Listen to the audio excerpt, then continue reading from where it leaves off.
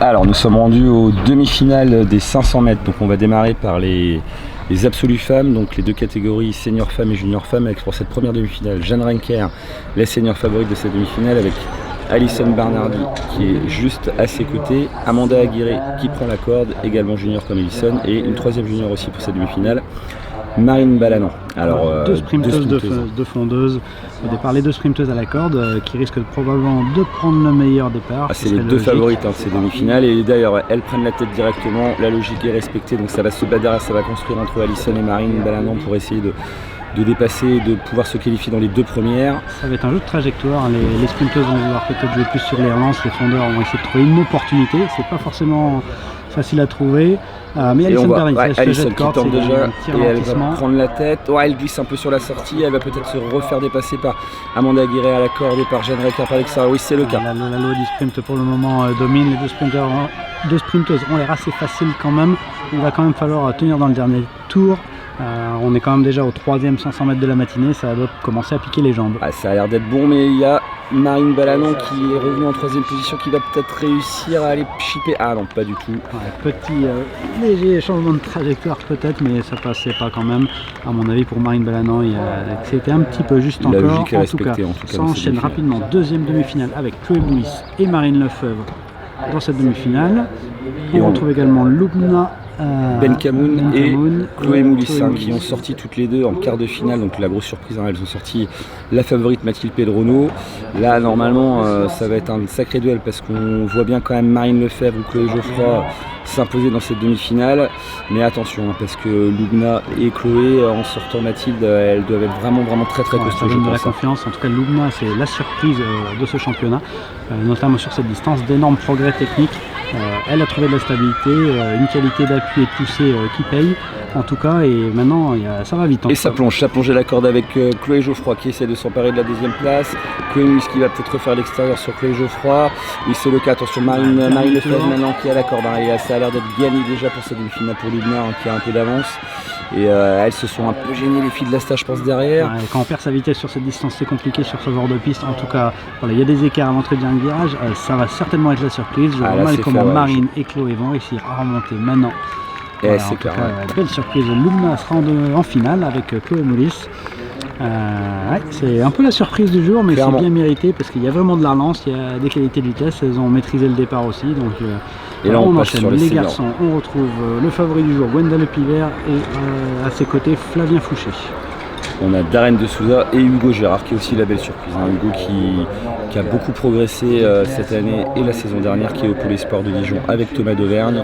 Il commence à faire des top 8. Il commence à faire des top 8. La preuve, il est en demi-finale à 500 mètres. On le retrouve sur des fonds et sur des sprints. Il commence à être complet. Et il va tenter le tout pour le tout, je pense. Il n'a rien à perdre. Et là, c'est presque du bonus pour lui. En tout cas, c'est une très belle finale. On a plusieurs générations de patineurs. Peut-être bien touché sur le start. Ah non, c'est Gwendal qui freine directement là. Il contrôle la vitesse. Et Hugo Gérard directement en 4e position qui construit de la vitesse à l'extérieur. Il se fait un peu gentiment passer par Darren. Il essaye à la corde. Il va se mettre entre Flavien et Gwendal. Ça chicane un petit peu entre les deux. 3 patineurs de fond derrière. Darren qui va essayer. Oh là là là là, on a failli chuter, c'était compliqué. C'était limite. Et là encore Flavien qui arrive à mourir qui est dans la cuisse, les juges vont avoir du fil à retordre en tout cas. C'est gagné en tout cas pour Gwenda Lepivert devant. Pour la deuxième place ça va être compliqué en tout cas. Darren est en 2e position pour le moment. Est-ce que Flavien va réussir à revenir? Ça revient fort en tout cas. Darren il prend la cuve, Flavien aussi, tout le monde est collé en haut, c'est que ça va vite. Attention là, Flavien qui va peut-être essayer de coiffer au poteau. Non, il est trop juste. C'est trop juste, mais c'était risqué. Darren n'a pas lancé le patin, c'était un petit peu de surconfiance peut-être. Ah mais ça passe pour lui, donc Gwendal, le favori de cette course avec Darren qui accède à la finale. Gwendal il a l'air vraiment facile encore sur cette distance, mais peut-être que le danger viendra de Valentin Thibault. Là, le jeune sprinter, Elton de Souza, on retrouve également dans cette demi-finale Victor Aert et un autre de Souza. Encore un de Souza. 3 de Souza quand même, les 3 frères de Souza qu'on retrouve dans ce top 8 français, toujours là. Et là, la concentration avant le départ, pas d'intimidation, Ça fait plaisir de revoir des championnats sur cette piste avec multi-trajectoire. On voit que ça peut passer partout à la corde. C'est ça qui Ça plonge tôt, ça plonge tard, ça reste dans la cuve. C'est vraiment toute la beauté de notre sport sur ce genre de distance avec ce style de patineur. Et le start pour Valentin. Valentin qui temporise prend. pas, hein, qui accélère en gros directement avec sa relance. Le petit coup d'œil derrière pour voir qui est dans sa roue. C'est bien Elton de Souza qui est dans sa roue, celui de Victor Hertz. Il amène tout le monde à la corde, quand même, ça c'est surprenant malgré la vitesse qu'il peut développer. Mais c'est aussi plus facile de contrôler les trajectoires. Quand on a Elton dans la roue, c'est peut-être plus facile d'amener tout le monde à la corde et de jouer la relance. Hein. Clairement. Surtout qu'aussi Victor Hertz, il est spécialiste des incurvés, c'est un patineur de Valence d'Agen, il a grandi et sur d'ailleurs il prend la cuve. Il prend la cuve en gros directement avec Edwin dans sa roue.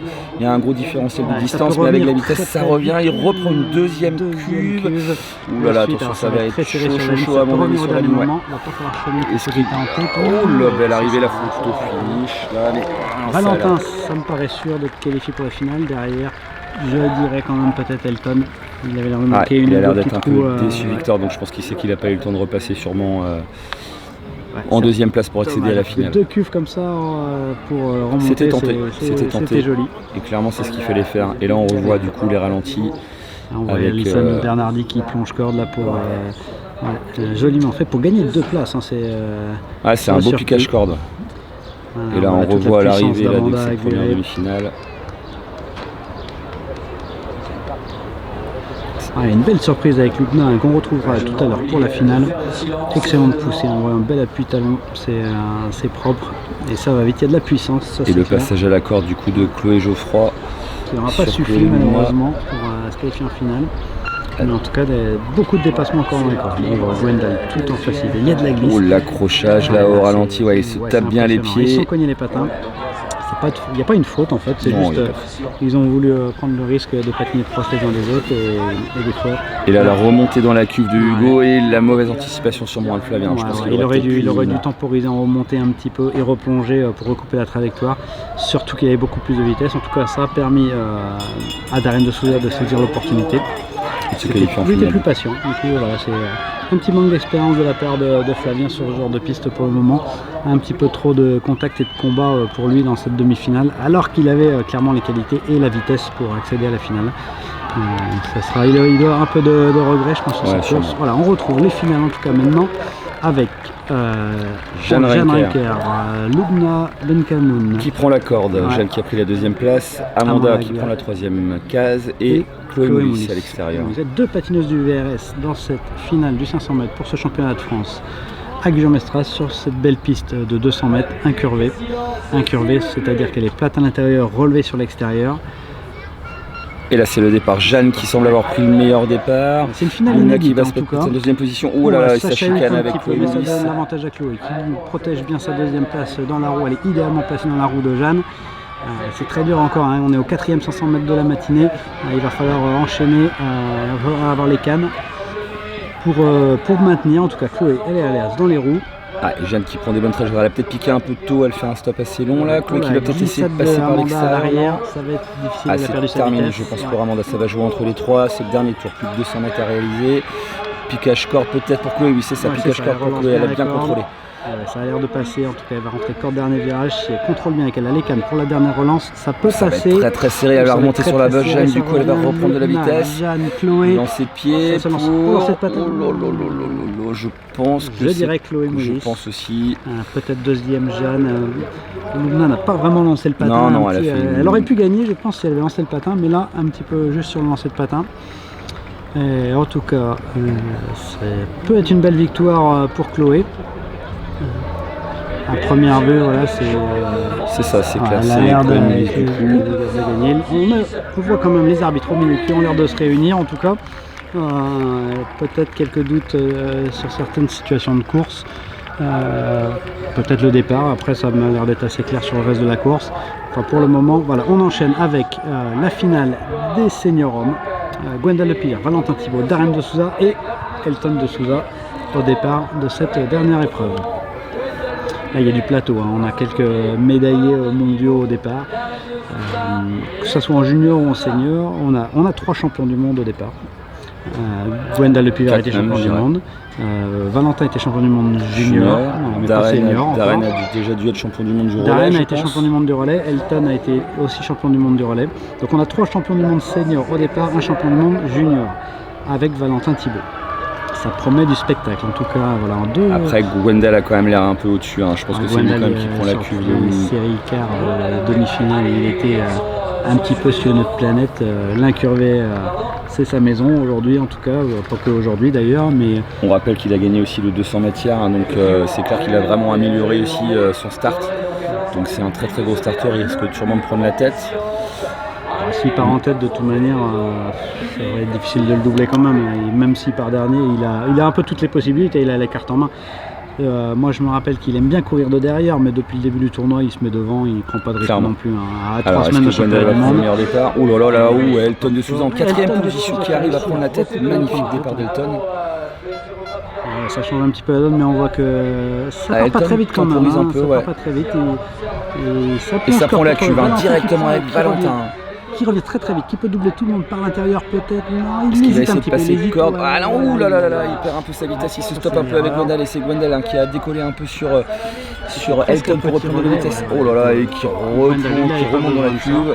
Et là, les 4 patineurs dans la cuve Elton, il à a pas vitesse réussi à prendre la maximale. rue, il est à 2 mètres, ça va être difficile de recoller. Darren qui vient lui faire corde, ou qui vient chahuter son Ah, ça frère un petit tasse peu. un petit peu entre les deux frères de Souza et c'est ici. Valentin Thibault hein, qui arrive à en profiter, qui est deuxième. La victoire très très facile Très facile de de Gwendal et pour la Lance le deuxième patin. place c'était compliqué, mais je pense que Valentin Valentin Thibault. Thibault deuxième je pense, Darren troisième. Elton, c'était chaud entre les frères de Elton, Souza, il a on presque de la cuve. abandonné après son contact avec le fer, il était un petit peu... il doit être un petit peu agacé malheureusement, mais c'est un petit concours de circonstances, ça fait partie du Ah, on charme les de voit ces d'ailleurs, pistes. hein. Ils sont Ouais, en train de une petite s'expliquer tous discussion, les deux là. ouais. Mais c'est compliqué, bon voilà, victoire facile de Elton. Non, c'est Oh pas là, tard, même il y un avait quand frêle même, agenté même de Darren de Ouais. Souza là. on revoit quelques images, en tout cas quelques beaux ralentis de ces finales du 500 mètres. Et là donc c'est le ouais. contact, donc sur ce contact là, Chloé Moulis c'est a ça. été déclassée du coup. Ouais, sur ce départ derrière, Loubna, Benkamoun, et victoire du coup, de c'est Jeanne ça, c'est Jeanne Renker, Renker qui Loubna l'emporte. deuxième, Chloé Moulis troisième.